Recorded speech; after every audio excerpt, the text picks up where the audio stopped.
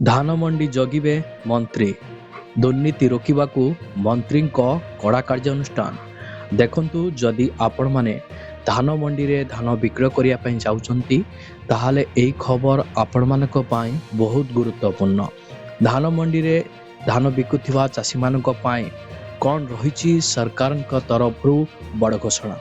एई video माध्यम रे मु आपण मानकू स्टेप बाय स्टेप इनफॉरमेशन जणाइबी। तो सेतिपाई आपण माने वीडियोटी को बिना स्किप रे शेष पर्यंत देखंतु जहा फल आपण जानि परिबे बुझी परिबे। वीडियोटी को आरंभ करिबा पूर्वरु आपण समस्त को कहि रखिबी चैनल ले जदि नुवा करी आपण वीडियोटी देखुथांती ताहाले वीडियो को लाइक करी चैनल को सब्सक्राइब करी पाखरे थिबा घंटी चिन्ह को दबाई दियंतु। एणिकी धान मंडी उपरे कड़ा नजर रखिबा पाए खुद मंत्री माने दायित्व नेबे। मुख्यमंत्री विभिन्न मंत्री को जिलावारी दायित्व बंटन करिसंती। एने विधानसभा रे जोगाण मंत्री कृष्णचंद्र पात्र उत्तर रखिसंती।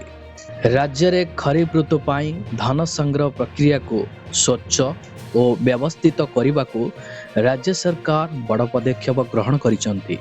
एणिकी धान मंडी उपरे कड़ा नजर रखिबा पाई खुद मंत्री माने दायित्व नेबे।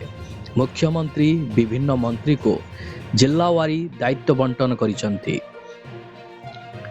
एने विधानसभा रे जोगाण मंत्री कृष्णचंद्र पात्र उत्तर रखिसंती। धान संग्रह समय रे विभागीय समन्वय रक्षा करिबा पाई एक उच्च स्तरीय मंत्री स्तरीय उप कमिटी गठन करा जायछि। मंडी रे जेपरी कौनसी अनियमितता न हुए एवं पड़ोसी राज्यरू बेआईन भावे धान ओडिशा मंडी को प्रवेश न करे सेथिपाई सीमांत रे सीसीटीवी कैमरा लगाजिबा सह कड़ा प्रहरा व्यवस्था करा जायछि। प्रत्येक मंडी रे सीसीटीवी एवं कंट्रोल रूम व्यवस्था होईछि। जदि कौनसी सरकारी अधिकारी दुर्नीति रे संपृक्त थिबा प्रमाण मिले तेबे तांको विरोध रे दृढ़ कार्यानुष्ठान ग्रहण कराजिबो बोली मंत्री स्पष्ट करिसंती।